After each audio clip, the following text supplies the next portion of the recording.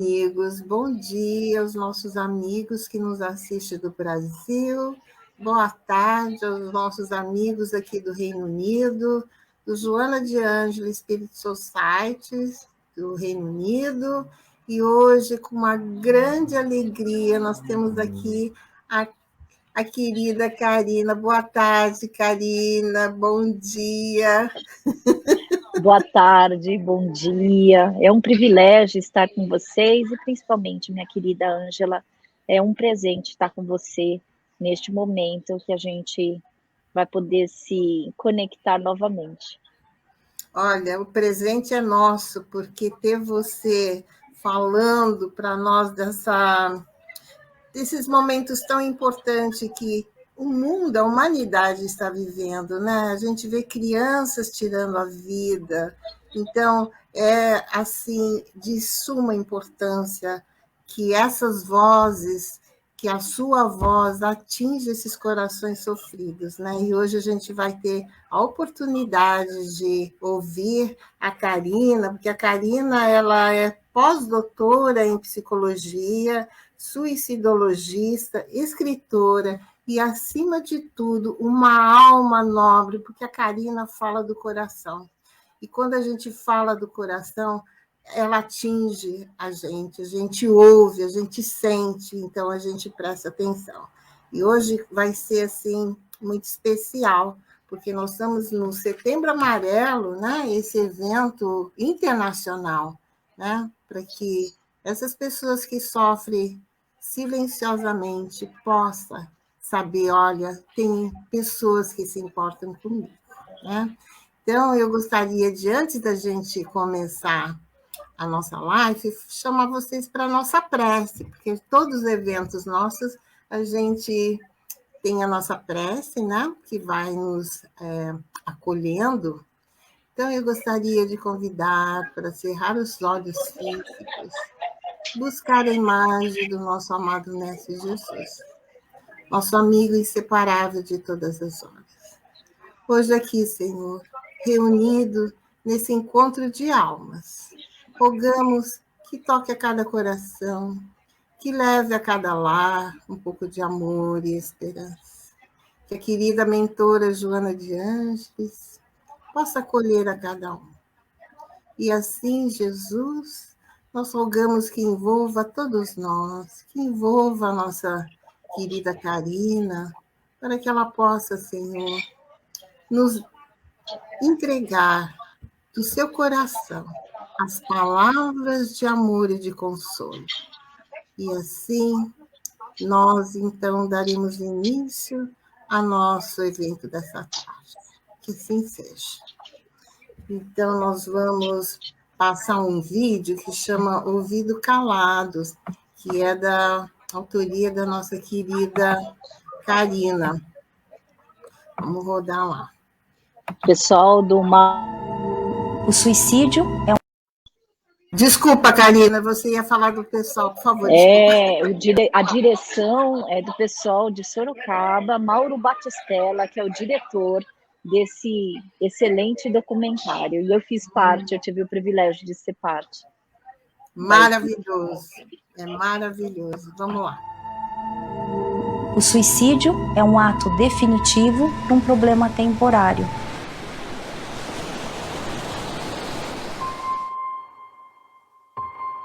Vamos conversar? Vamos falar. Fala. Põe pra fora.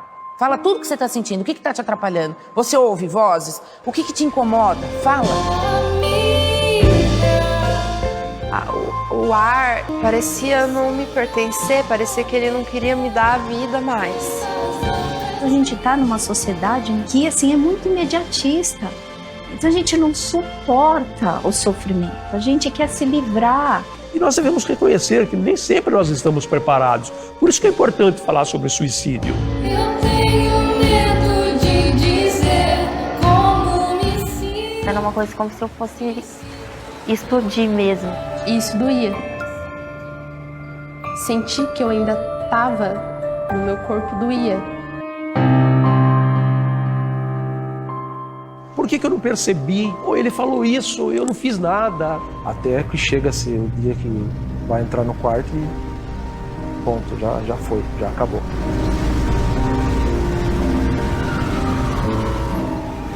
Simplesmente saiu de casa, pegou o metrô e ele se jogou assim de costas. Sem documento, sem nenhuma identidade, sem nada, sem deixar carta. Simplesmente ele sumiu. Saudade, bastante saudade. Não é falar assim, vamos curar, vamos tirar essa dor a qualquer custo. Não. É você poder olhar para a tua dor. A verdade é que a gente quer ser só ouvido e compreendido. Bom, quando a gente chega nessa situação, a gente se pergunta muito qual o sentido da vida, né?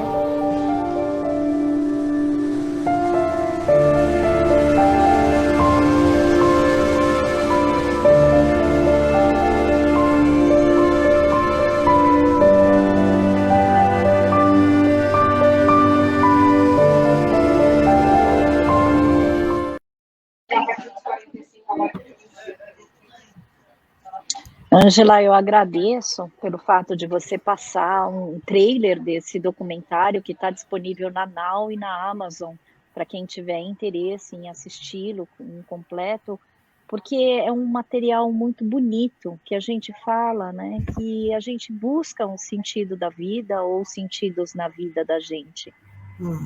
É verdade, Karina. E a gente tem, como a menina disse, né, a gente só quer ser ouvido, né? Aquela dor que parece que não tem fim, não é?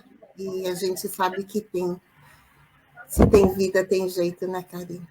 Se tem vida, tem jeito. Uma das primeiras frases que eu falo, que o suicídio é um ato definitivo para um problema temporário, ele é do Edwin Shneidman, que é o pai da suicidologia e autor que eu trabalho, que eu estudo profundamente, porque ele trouxe vários ensinamentos, inclusive a respeito da pós-venção, do luto por suicídio, do pós-vention, e também das questões da maneira como a gente trabalha com o comportamento suicida. Muitas vezes eu tenho trabalhado com um comportamento autodestrutivo como um ato de comunicação. E quando eu falo se tem vida, tem jeito, e eu sou muito grata por você ter me apresentado, né, como uma pessoa que fala do coração, porque é isso que eu busco no meu trabalho. Falar, né, com coração para coração significa a gente tentar acessar qual é a comunicação que um processo autodestrutivo tem, principalmente na pessoa que se encontra em intenso sofrimento existencial. Quando eu considero a fala do Shneidman, que o suicídio é um ato definitivo para um problema temporário, eu tento trabalhar de coração a coração, me colocando como instrumento daquele, né, ou como um instrumento para tentar acessar que tipo de sofrimento é esse que faz com que uma pessoa tente antecipar aquilo que ela já sabe que vai acontecer, né? Porque se a gente for parar para pensar, a morte é o único evento e a única certeza que nós temos na nossa existência. A morte, né, ela é dada como facticidade, como situação que a gente não escolhe, mas a partir do momento que nós nascemos, nós viveremos a nossa morte. Isso quer dizer que se a gente sabe que é uma certeza, o que faz com que algumas pessoas, né, que principalmente pessoas que eu tenho acompanhado, pensem que a morte seria uma solução. É esse sofrimento e esse problema que faz com que essa pessoa comece a vislumbrar na morte a possibilidade que ela não encontra na vida. E quando você fala, né, que muitas vezes você testemunha, e eu também, infelizmente, os números de suicídios acontecendo com crianças, com adolescentes, com pessoas no mundo inteiro, né? E a gente faz esse Setembro Amarelo como uma possibilidade da gente abrir uma conscientização e uma ampliação de cuidados e intervenções, é exatamente para a gente poder olhar o quanto o ser humano sofre, e muitas vezes ele precisa encontrar escoamentos, encontrar novas possibilidades, inclusive para ele não pensar que a morte seria uma solução. E com essa fala, eu quero trazer que eu não estou criticando né, aquele que pensa em se matar. Na verdade, eu estou me aproximando e trazendo uma linguagem que eu convido a todos, né, a gente julgar menos e a gente se aproximar mais das pessoas que se encontram realmente em intenso sofrimento existencial. É isso mesmo, Karina, é isso mesmo. E a gente sabe que o mundo materialista esquece de olhar o ser humano, né? As pessoas estão tão preocupadas com o seu eu, com as coisas do mundo material, e o ser acaba ficando de lado, né? Essa busca é tão intensa, né? A gente vê isso o tempo todo, no trabalho, a pressão, no relacionamento, é tudo. E aí a pessoa, muitas vezes, não tem forças para passar por essas dificuldades, né? E falta o chão, né? Falta o chão, sabe por quê? Porque, infelizmente, ainda existe uma confusão, que a gente pensa que aquele que tem é aquele que é. E cada vez mais, principalmente durante essa fase pandêmica, a gente percebeu um dos bônus que eu acredito que o ser humano tenha vivido é que a gente precisa de muito pouco para conseguir se manter. A gente precisa se resguardar na nossa imunidade, a gente precisa se entrelaçar na nossa humanidade, e a gente precisa realmente acreditar que somos pessoas, e pessoas que precisam falar de coração para coração, né? Você falando, né, essa confusão entre o ter e o ser me fez lembrar de uma experiência que eu tive na semana passada. Eu tenho uma vida, né, de contatos midiáticas muito intensa, né, e eu não tenho muito tempo para responder às redes sociais. Uma das pessoas me procurou, me convidando, porque faz parte de um grupo que ela abriu, né, e ela é mãe de uma pessoa que se matou. E ela falou assim: Karina, você me daria a honra ou o prazer de fazer uma live com você? E eu, assim, essa é meu foco de pesquisa, acolher os enlutados por suicídio. E eu falei para ela: olha, neste momento que esse mês está bem puxado para mim, eu não tenho condições, até porque eu tenho tido 3 eventos por dia, mais ou menos, então eu não tenho agenda, mas vamos deixar para novembro, né? E fiz esse pedido para que a gente pudesse postergar. Na semana passada, e a gente tinha combinado que realmente ia fazer em novembro, na semana passada ela me manda, né, uma mensagem falando: eu posso te fazer uma pergunta? E aí eu falei: pode, mas eu também estou em atendimento, eu só vou conseguir te responder às 22 horas, quando eu vou encerrar os meus atendimentos. E ela falou assim: olha, a pergunta que eu quero fazer, e que talvez você possa me tirar um machucado e uma ferida muito grande.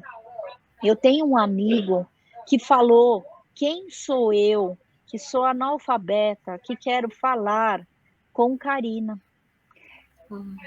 Ângela, isso me deixou tão machucada que eu falei: pois fale para esta pessoa, que é supostamente o teu amigo ou a tua amiga, que eu farei a live. Ninguém tem o direito de machucar e ferir e falar esse tipo de coisa. O que importa, e os títulos que eu tenho não fazem com que eu tenha uma arrogância de falar que eu não posso falar com você. Quem é você? Você é uma mãe, né, de uma pessoa que se matou, e você sabe muito mais do que eu. Estudo nenhum vai fazer esta diferença e vai ocupar o lugar da superação e da conciliação com a vida, reconciliação com a vida que você está tendo. Então, aqui a gente não leva... Pois é, eu estou trazendo isso porque é isso que machuca. Muitas vezes, né, quando a gente se sente invadido, insultado, criticado, humilhado. E a humilhação, ela nos coloca em vulnerabilidade intensa, Ângela. E aí, assim, eu tenho cada vez mais tentado ser campo de proteção para que as pessoas que já estão feridas, e isso então eu incluo as pessoas que eu tenho acompanhado, que falam que querem se matar, E as pessoas enlutadas por suicídio, eu tenho tentado ser um instrumento para falar, não, não é bem assim. Não se autorize a ficar nesse lugar de vulnerabilidade e se sentir menos, né? Porque a gente não é aquilo que a gente fala que foi que nos impactou. A gente é a resposta do que a gente faz em relação ao nosso sofrimento. E eu acho que isso que é glorioso, essa capacidade que a gente tem de assumir um certo protagonismo em relação ao nosso sofrimento. E aí, qual que é o meu trabalho como suicidologista? E por isso que eu falo, se tem vida, tem jeito. É ajudar as pessoas a confiarem no próprio potencial, inclusive de autorregulação, e que sim, elas vão lidar com uma situação que é difícil, mas elas precisam ampliar as possibilidades delas de enfrentamento. Veja bem, quando nós percebemos que alguém quer se matar e fala, né, para a gente, compartilha com a gente precisa, primeiro, ouvir e escutar, como o trailer do documentário fala, e você assinalou, o que essas pessoas precisam, o que nós precisamos enquanto seres humanos, é nos sentirmos acolhidos o suficiente para que a gente possa continuar a esperançar. Isso é importantíssimo. É verdade. Karina, a gente tem visto muitas pessoas que sofrem de depressão, né? E eu gostaria de saber até onde a depressão pode nos levar, né? É um processo graduativo, né? A depressão, muitas vezes, é um começo de um pensamento de tirar a vida, né? Olha, Angela, a gente tem alguns quadros clínicos, transtornos mentais, né? Inclusive a depressão é um deles, né? Que desencadeia e que pode, mas não necessariamente pode ser finalizado com um suicídio. Certo. Isso é uma das coisas que eu tenho trabalhado, porque há um ledo engano da gente só associar os quadros, né, de depressão com suicídios e vice-versa. Uhum. O que a gente precisa fazer, sim, existe realmente uma via, né, uma ligação entre os quadros depressivos, e a depressão é um transtorno mental, é um adoecimento. É um adoecimento que tem que ter uma complexidade, inclusive, de sintomas que se configuram para que a gente possa incluir, né, esse tratamento da depressão, né?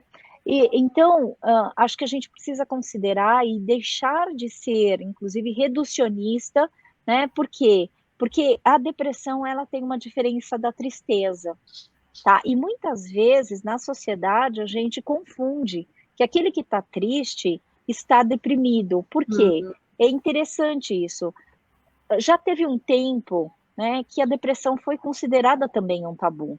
Era muito difícil a gente falar sobre depressão e trazer um convite para que fosse, né, visto como um adoecimento que merece realmente uma atenção e que merece um tratamento, porque existe tratamento para depressão, tá?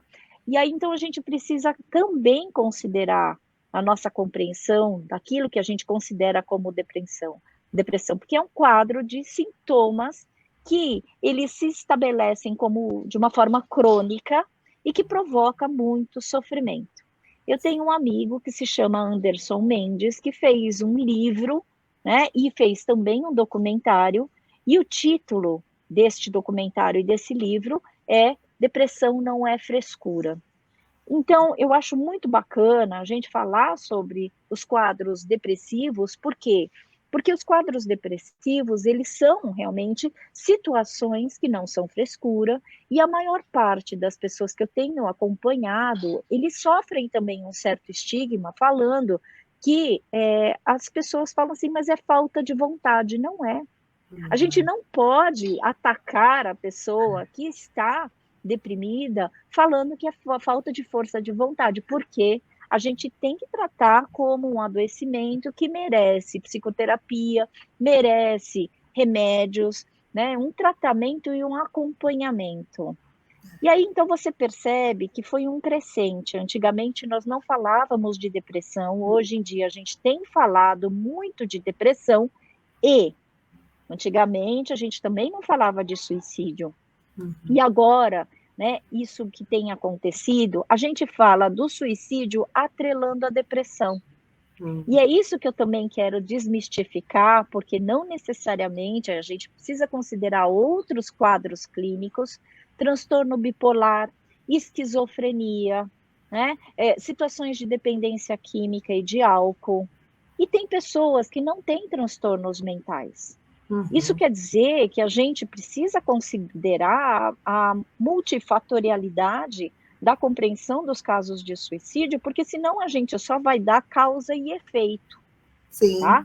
Então, o que eu quero trazer com toda essa fala é que existe sim uma expansão da compreensão, né, que algumas pessoas que têm a depressão, se elas realmente não se ajudarem, se elas não fizerem tratamento, isso é necessário, tá? Porque é um adoecimento mental, né? E merece uma atenção especial. Aí a gente pode entender que essa pessoa chegou num ápice e aí provavelmente a morte acontecerá, principalmente por suicídio. Veja bem, mas não é causa e efeito. Sim. Agora, uma coisa que eu quero deixar clara, a depressão é um diagnóstico. É um transtorno mental, portanto, um adoecimento. O suicídio não é adoecimento, tá? Porque o suicídio significa um sofrimento. E que ser humano não sofre. O suicídio é uma expressão, por isso que eu trago que é um ato de comunicação de uma dor sentida e não consentida, que existe um agravamento, incluindo quadros de transtornos mentais, mas tem muito a ver com a modalidade de enfrentamento. Isso quer dizer que se eu trago a frase do Schneidman, que é um ato definitivo para um problema temporário, o que eu preciso trabalhar na prevenção é ajudar as pessoas a entenderem como é que elas podem expandir as maneiras de enfrentarem os problemas delas. Elas não entendem que são temporários, até porque quando a gente está em carne viva, a gente não acredita que vai passar, tá? E a fala da gente, enquanto pessoa que quer acolher aquele que está em intenso sofrimento, não deve fazer assim, não deve ser assim. Olha, você está pensando em fazer besteira, né? Olha, vai passar. Não, a gente fala, me conta uma coisa, você está pensando em se matar? E o que te faz sofrer a ponto de você querer se autoaniquilar? Você oferece escuta, você oferece acolhimento. Esta é a principal ação que você pode assumir enquanto pessoa que quer realmente se aproximar daquele que está apresentando uma fala, um sinal de alerta. Quando a gente fala sinal de alerta, quando apresenta uma mudança abrupta de comportamento. Quando começa a realmente ficar insatisfeito com muitas situações e fala, nossa, seria melhor eu morrer. Se eu não conquistar tal projeto, eu prefiro a morte à vida. Então, assim, são situações em que vale a pena a gente estar mais perto, inclusive para oferecer não somente a escuta, mas oferecer o nosso afeto. E quando você traz, né, de coração para coração, é lógico, de afeto ninguém sobrevive, mas como o afeto faz total diferença para aquele que está em carne viva, daquele que às vezes não se sente amado, respeitado, como essa pessoa que eu vou fazer a live, e eu falei, eu não admito, isso é uma coisa que eu não admito, ninguém tem o direito de te humilhar e de trazer esse tipo de fala só porque eu tenho títulos e você não tem. Você sabe ler o teu sofrimento como mãe de uma pessoa que morreu, né? Muito melhor do que eu. É verdade. Isso. E aí a gente tem que tomar um certo cuidado, porque hoje em dia as pessoas estão muito solitárias, né, Ângela? Verdade. E a solidão faz com que a gente não se sinta respeitado. E aí, então, o que eu falo para as pessoas que eu tenho acompanhado e que se encontram em vulnerabilidade, A gente tem que te fortalecer o suficiente para você não se autorizar e não autorizar ninguém a te machucar. Porque a dignidade existencial ela só vai acontecer quando a gente assume quem a gente é e fala, eu não tenho problema nenhum em ser quem eu sou, porque essa foi a possibilidade que foi oferecida para você. É verdade, é verdade. E, Karina, e quando buscar a ajuda de um profissional? Porque isso é muito importante, né? Muito.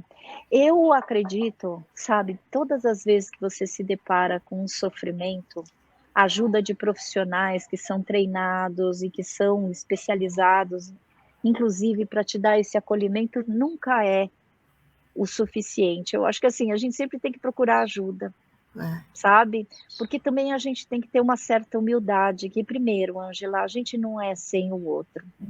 Isso quer dizer que, principalmente quando a gente está em carne viva, sabe, achar que você não pode aceitar ajuda é muita autossuficiência. E eu não estou falando de isso. orgulho, né? Pois é. E assim, qual o problema de você aceitar ajuda? Hoje em dia, a gente tem tanta gente, tantos profissionais muito competentes, sabe? Então, assim, se você se desmotivou, se você se frustrou com um certo relacionamento e você fala para mim assim, Karina, eu não preciso de nenhuma pessoa, principalmente psicoterapeuta, eu sou psicóloga, né? O quanto eu já ouvi isso, ai, Karina, por que eu vou precisar de alguém para resolver os meus problemas? Primeiro, aí eu falo, ele não vai resolver, um psicoterapeuta não vai resolver os teus problemas. Mas sabe o que vai fazer? Ele vai te acompanhar na travessia, sabe, de uma margem para outra, que essa sensação de solidão, ela às vezes agrava a nossa percepção, porque, não sei se você, mas eu, quando estava em carne viva, parece que a gente só vê de um jeito mais obcecado, que a gente precisa solucionar, resolver o nosso problema.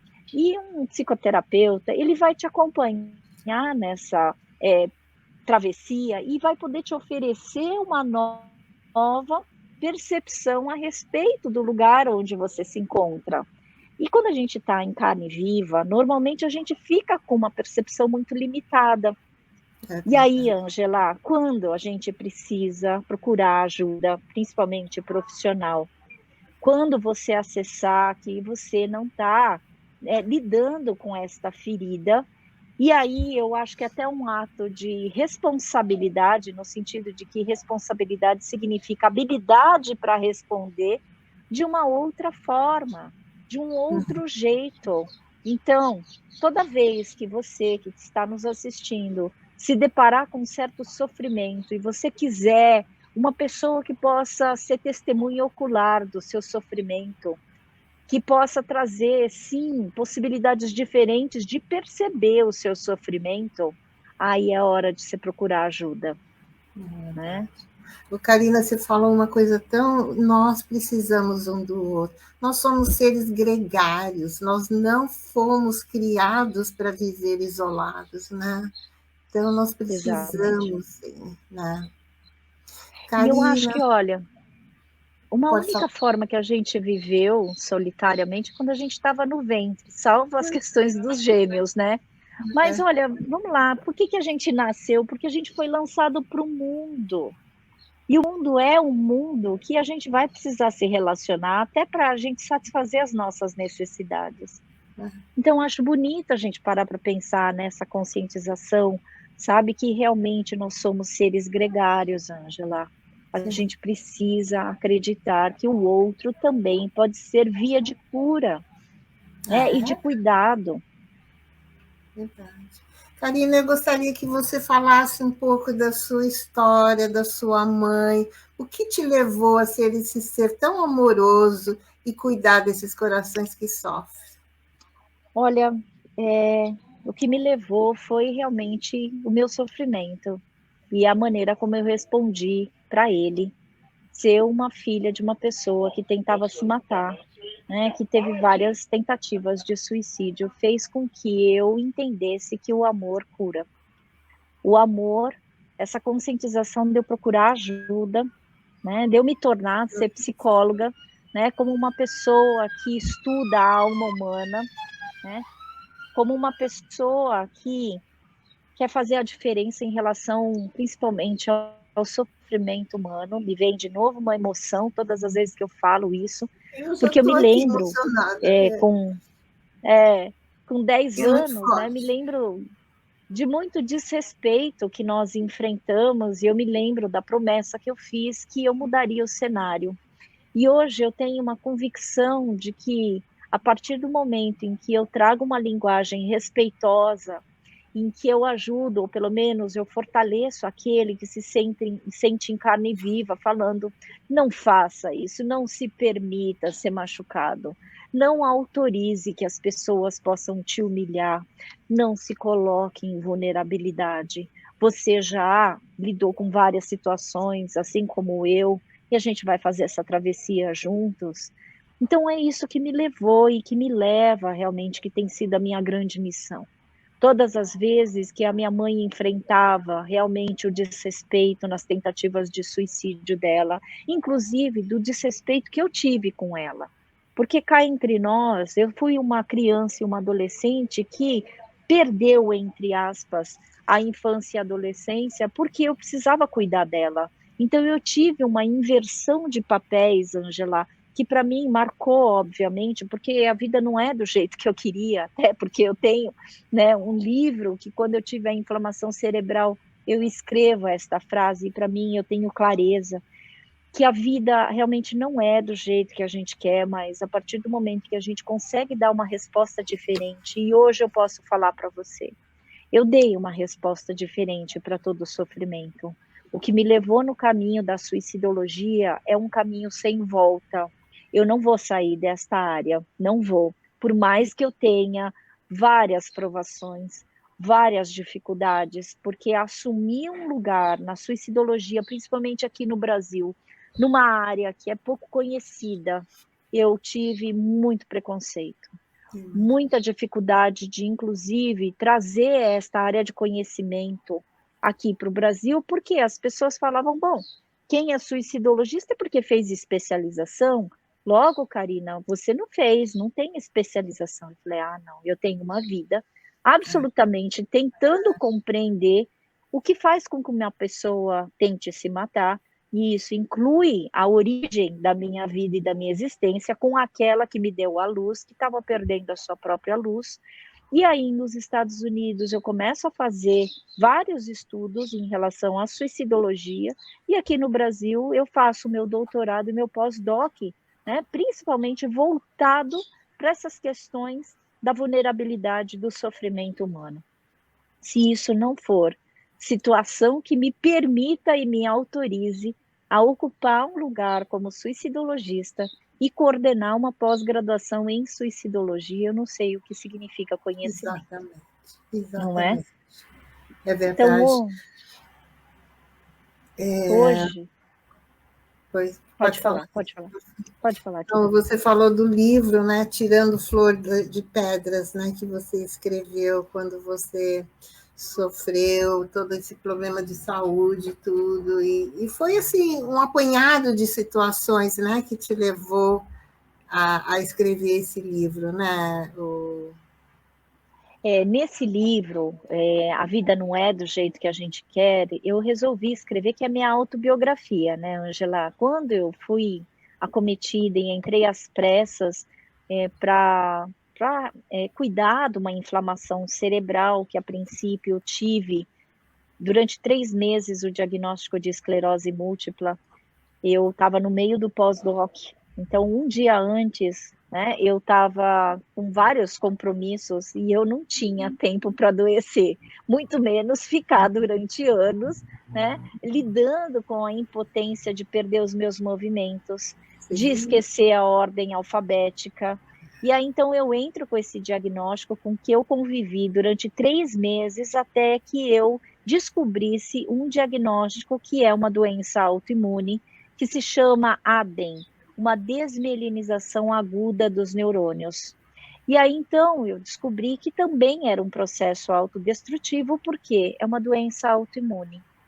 E aí, então, eu comecei a questionar, principalmente com o enfraquecimento das minhas forças espirituais, físicas e mentais, porque obviamente eu fiquei um trapo, eu comecei a entender que nada era por acaso e que eu estava sendo novamente convocada para colocar muito em prática e fazer uma integração daquilo que eu estava pesquisando, porque o pós-doutorado era cuidados e intervenções aos sobreviventes enlutados por suicídio.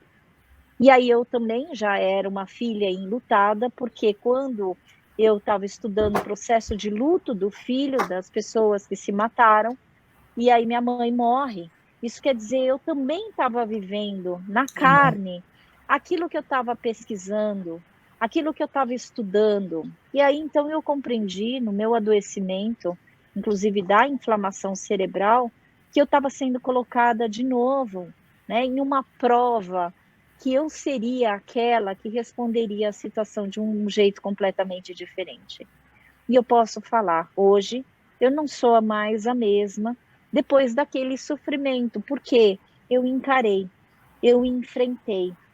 E eu não falo isso com arrogância, mas eu falo isso como uma comprovação empírica de que se a gente entende que, de algum jeito, a vida vai nos ajudar a conspirar a favor da nossa melhora, da nossa cura. Hoje é uma doença monofásica, esse ADEM.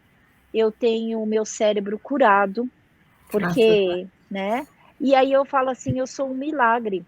Milagre não também por, né, jactância de falar que eu sou um milagre.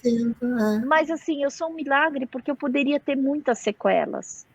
Né? É uma doença neurológica que é como se fosse, falar para você, é raríssima, né? De 0,4 a cada 100 mil pessoas tem esse tipo de doença. Então, muitas vezes, são quase como mini AVCs, vários mini AVCs. Então, assim, hoje eu não tenho nenhuma sequela, eu retomei os meus movimentos, retomei a minha energia vital 7 anos depois. Então, isso quer dizer que leva tempo, e aí então eu crio uma frase que me ajuda muito, que a vida é a arte que leva tempo. Ângela, a vida é a arte que leva tempo porque traz muitas surpresas, e uma das surpresas que eu mais tenho são relações importantes que a Fátima me apresentou para você. É uma querida, né? E a Fátima tem sido uma pessoa muito querida, que ela me fez entender que é exatamente nesse sofrimento e nessa dor que a gente precisa procurar o outro. É verdade, é verdade. Joana de Ângela diz, vives no mundo onde a dor se faz necessária, porque estamos todos a caminho do aprendizado. E muitas vezes as dores são causadas por um processo que nós mesmos criamos lá, porque fazer escolha é muito difícil. E às vezes a gente tem uma escolha equivocada que vai gerar sofrimento lá, mas não dor, mas não necessariamente eu tenho que passar pelo sofrimento, né? Muitas pessoas passam pela dor sem passar pelo sofrimento. Ela fala que são espíritos que já conquistaram a maturidade psicológica. Eu acho isso muito bonito isso que você traz, né? Porque eu fico pensando, Ângela, nenhuma escolha é assim, tranquila. A gente passa um sofrimento, né? Porque a gente quer escolher certo, né? É verdade. Certo, né? E a gente vê sofrimento e dor como sinônimo, e não são, né? São distintos. A dor não precisa ser seguida por sofrimento, né? Mas, olha, a gente tem aqui o Cláudio Joaquim dos Santos, que ele fala aqui, olha, você consegue ler daí? Eu tomo medicação para depressão e melhorei muito, pois tomo a medicação todos os dias. Em conjunto, ingressei com a doutrina espírita, onde em conjunto sinto-me melhor. Orai e vigiai. Cláudio, o que você trouxe aqui é perfeito, porque a gente tem que fazer a nossa parte. Essa ideia do que a gente fala assim, e ficar no lugar do vitimismo, falando, olha, eu tive um adoecimento. Primeiro que a gente não escolhe adoecer. Mas quando a gente adoece, a gente tem que fazer a nossa parte. E você, pelo que eu entendi, você está fazendo a sua parte. E aí, quando você faz a sua parte, eu também, quando eu tive a inflamação cerebral, tomei medicação, tomei corticoide, tomei pulsoterapia, tomei 3 antidepressivos. Isso quer dizer, como que eu não ia? Porque, lógico, a gente tem que fazer a nossa parte. E aí, quando a gente faz a nossa parte, não é porque Deus e Jesus quer alguma coisa ruim da gente, né? Porque se a gente não ajuda, como é que a gente vai ter essa melhora? Então, parabéns, Cláudio, por você estar orando, por você estar vigiando e, sobretudo, por você estar se apropriando da tua existência. Porque é isso. Se a gente não faz a nossa parte, ninguém vai fazer pela gente. É verdade, é verdade. E é bem isso, né, Karina? Porque a gente sabe que os remédios estão aí para que a gente possa usar, né? A medicina está evoluindo, então a gente fala, isso é uma dádiva de Deus, porque antigamente não tinha, né? Não tinha nem anestesia, não é? Então a gente vê que a gente já merece, né? Ter a medicina que nos auxilia, profissionais, a ciência buscando a todo dia, né? Nova neuroscience trazendo toda hora profissionais auxiliando, porque a gente possa realmente ter esse amparo, né?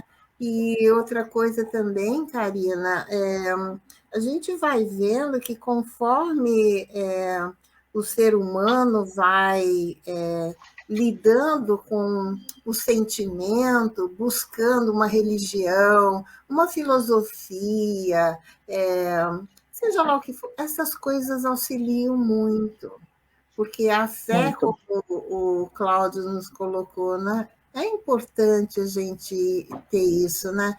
Eu acho que a religião é importante, você ter uma pessoa, um codependente, né? Uma pessoa que te auxilia ali, né? E um profissional. Acho que são os 3 pilares assim, fundamentais.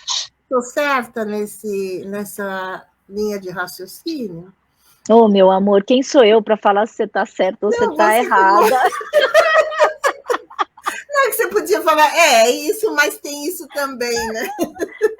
Não me sinto capaz de falar para você, mas sabe o que eu tenho?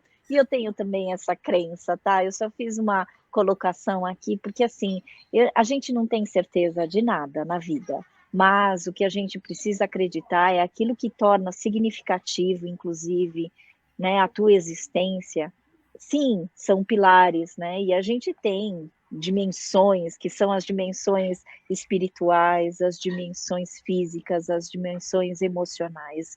E eu acho muito bonito quando a gente consegue fazer um entrelaçamento entre essas dimensões, né? Então, assim, eu concordo com você, porque é exatamente isso que eu tenho construído como os meus pilares para eu dar dignidade existencial. Para eu acreditar que sim, né? Eu não sou só o meu corpo, eu sou corporeidade, eu sou espírito e sou alma. Alma, que eu preciso cuidar do meu lado espiritual. Isso quer dizer que sim, a gente tem que batalhar, né? Realmente para ter uma integração. Porque senão fica só no material, né? E é algo muito mais amplo do que isso, né? Somos seres divinos, criações divinas. Então, nós temos dentro de nós esse DNA de Deus, né? Então, a gente nunca está desamparado e sozinho, né? Isso é muito importante. Isso é muito bonito também, né? Porque, assim, às vezes a gente fica procurando uma resposta. E aí, a resposta talvez não apareça, mas se você olhar para o aqui e agora, você vai vendo evidências que você não está desamparado. Se você se der uma chance de ampliar o seu olhar, de você perceber as situações de uma maneira diferente, contando com outro, sim, como heterossuporte, uma pessoa que pode, sim, a gente tem anjos bons, né, Ângela, a gente tem que acreditar nisso.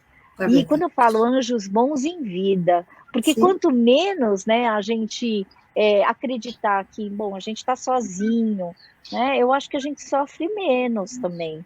E eu acho que é bacana a gente ter um eixo, né? Quando você traz, né, o eixo da religião, é importante sim, se isso funcionar como fator de proteção, acredita, como o Cláudio falou, a gente tem que orar, a gente tem que fazer a nossa parte, porque a gente não está desamparado. Eu realmente acredito muito nisso, porque eu acho que se eu estou aqui hoje, é porque eu tive realmente a grata satisfação de acreditar que tem que ter alguma espiritualidade, tem que ter, né, uma força maior que faça com que a gente continue encontrando pessoas boas, e quem se torna tranqueira, gente, se afasta, aprende a falar não, aprende a rejeitar aquilo que é tóxico para você. É verdade. Tem uma frase que eu gosto muito: Deus fala com o homem através do homem. E é verdade. Quantas vezes aparece uma pessoa que você muitas vezes nem conhece, e ela vem e te traz ali aquilo que você precisava ouvir, ou te auxilia no momento que você mais precisa, né? Então, é assim que Deus age na nossa vida, né? Isso mesmo. Tem aqui uma historinha que eu tenho no... Opa. Pode falar. Aqui, a nossa Cris, ela falando que a palestra é muito esclarecedora, obrigado. O vídeo no início está excelente, com certeza irá alcançar vários corações necessitados. Com certeza, Cris, é esse o nosso desejo, né? Você ia falar, tem uma historinha? Tem uma historinha que fala assim: Deus me toque. Aí pousou uma borboleta aqui. E aí o homem espantou. Deus me deu um milagre. Aí nasceu uma criança. Deus fale comigo. E o céu se abriu. Isso quer dizer que eu acho que assim, a força divina, ela está em todos os lugares, se a gente se apropriar disso, né? E que sim, como você trouxe, às vezes tem muita gente muito boa que a gente pode falar: nossa, é meu anjo bom. É verdade, é verdade. E é assim que a gente vai se conectando, né, com essas almas que estão aí. Nós somos realmente seres criados por Deus, né? Então, claro que nós temos esse amor dentro de nós. A gente só precisa ir trabalhando para que esse amor cresça em abundância, né? Sim. É que nem o casulo, né? Ele vai fazendo essa transformação, né? E até virar a borboleta que é livre. É muito linda essa analogia, né? Essa metamorfose da lagarta, né? Que vai passando por essas fases. Somos nós a caminho da evolução, né? Sabe, Ângela, você acabou de me trazer uma lembrança de uma história que eu acho linda. Então, e eu acho que se aplica na questão da suicidologia, né, e do trabalho que eu faço. Era uma vez um casulo, e a lagarta, né, estava extremamente, né, com dificuldades de sair do casulo, e o homem, na boa vontade dele, abriu um pedaço do casulo para que, né, a lagarta pudesse se transformar rapidamente em borboleta. Só que nada aconteceu, porque aquilo que o homem fez na sua boa intenção e na boa vontade não permitiu que a lagarta pudesse, na fruição e na dificuldade de sair do casulo, pudesse, inclusive, criar uma prontidão para se transformar em borboleta. E isso eu falo no meu trabalho como suicidologista, porque facilmente as pessoas me colocam como uma pessoa que vai salvar vidas e vai apressar, inclusive, a tormenta e a dor e o fardo que a pessoa que eu tenho acompanhado, né, está sofrendo. Eu não tiro ninguém da dor. E aquilo que a gente acha que precisa fazer para salvar a pessoa, para aliviar a dor, não é tirar a pessoa da dor dela, é ficar com a pessoa no lodo existencial, é ficar com a pessoa falando: você não está sozinho nesse momento, eu vou ser testemunha ocular da tua dor, então onde dói a ponto de você querer se matar? Eu não vou te julgar, eu quero te ouvir, eu quero fazer junto com você essa travessia, porque sabe-se que Uma lagarta precisa ter tempo, inclusive, para virar borboleta, gente. Então, a gente quer apressar, quando a gente está em carne viva, a gente quer apressar a solução, né? Uma solução imediatista, é óbvio que não é gostosinho, nada gostosinho ficar no nosso sofrimento e na nossa dor. Mas você precisa entender que a vida é arte, que leva tempo, e um momento em que você puder resolver a situação, ela vai ser resolvida. Então, a gente tem que ter uma crença na efemeridade das coisas, né? Que a gente vai lidar, assim como você já entrou em contato com muitas outras dificuldades, e que você não está desamparado. Olha para as pistas da vida e para a dica da vida que você está aqui agora. Você não precisa ser otimista, mas você precisa entender que você já teve recursos suficientemente bons para que você pudesse lidar com as suas adversidades. E vai lidar sim, tá? É isso mesmo, Karina. Karina, eu gostaria que você falasse sobre esse curso de introdução à suicidologia. Esse é o primeiro curso online que eu fiz e gravei pela plataforma Hotmart. Ele vai estar disponível até o final deste setembro, e depois ele vai sair do ar, e depois no ano que vem a gente retoma. Mas é um curso que eu faço todo um percurso. Primeiro módulo, vai tratar de prevenção dos processos autodestrutivos. O segundo módulo trata de luto e diferenciações entre processo de luto e luto por suicídio. E o terceiro módulo significa um momento em que você vai ter algumas ações da pós-venção, que tem sido meu foco de pesquisa. Tá? A pós-venção é toda a ação que se faz depois de um suicídio acontecer. Isso quer dizer que eu tenho trabalhado desde o meu doutorado, que eu entrei em 2009 até 2017, quando eu ingresso e finalizo o pós-doc, sobre as ações da pós-venção e o acolhimento do bem, porque se eu puder falar, né, que hoje eu estou nessa fase do acolhimento do bem, porque eu recebi a bênção de estar viva, eu recebi bônus de tempo, eu recuperei, né, aquilo que eu considerei que jamais eu conseguiria estar viva, né, depois de uma pancada da inflamação cerebral. Hoje eu estou aqui agora com vocês, falando que a gente tem que aprender, e a vida também é arte que leva tempo para a gente aprender o que faz bem para a gente. Né? E aí, então, eu falo sobre nesse terceiro módulo, né, sobre o acolhimento do bem. Então, se vocês tiverem interesse, porque aí eu faço toda uma introdução, por isso que se chama Introdução à Suicidologia, que é uma área que eu trouxe para o Brasil e que eu convido para que você possa cada vez mais se aprofundar nesta área da suicidologia. Maravilha. E quanto é o tempo de duração desses cursos, de cada módulo? Então, esse curso tem um total de 10 horas, mas assim, divididos, né, em pequenas aulas. Tá. E você vai ficar com acesso na plataforma Hotmart durante um ano. Isso quer dizer que você vai se organizar, porque é um curso online, eu fiz uma gravação, e você vai se organizar no tempo que você puder.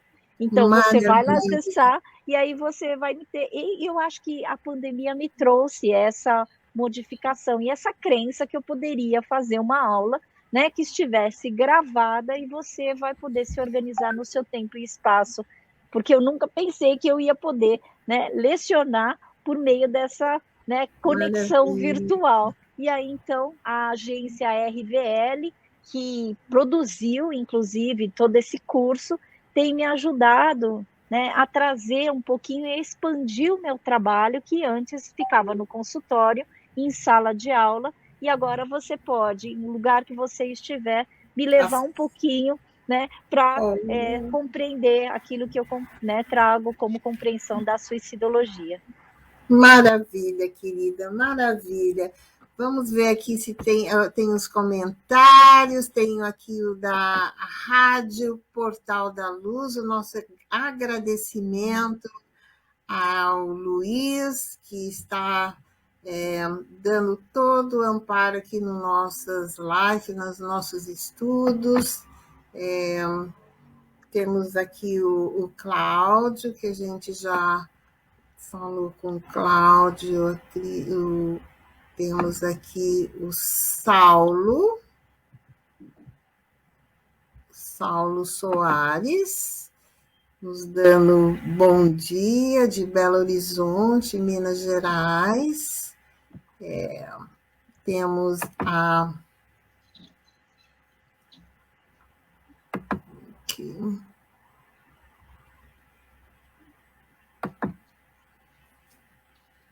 Está mudando aqui. Deolinda Souto. Temos o Tiago.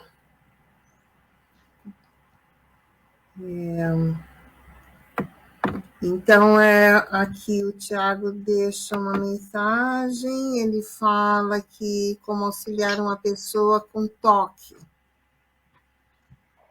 Na verdade, a gente precisa entender que o toque, o transtorno obsessivo compulsivo, não é só o quadro, mas a pessoa. Então, assim, eu não sei como é que é essa pessoa que você quer lidar, né? Prioriza quem é esta pessoa que está por trás desse diagnóstico, Tiago, né? E valoriza o que realmente significa ela ter, né, um comportamento obsessivo compulsivo, ou seja, o que faz com que ela repita, né, faça a repetição de um comportamento que normalmente acontece nos quadros de toque. Mas, assim, eu não me sinto à vontade de falar como é que eu lido, como se fosse uma coisa estratégica e dar regras e normas para aquilo que realmente a gente precisa olhar. Eu tenho uma ideia de que a gente não pode privilegiar o diagnóstico, mas a gente precisa entender quem é a pessoa que está por trás deste diagnóstico. É difícil de falar sem ser conhecido, né? Eu não conheço, né? Exatamente.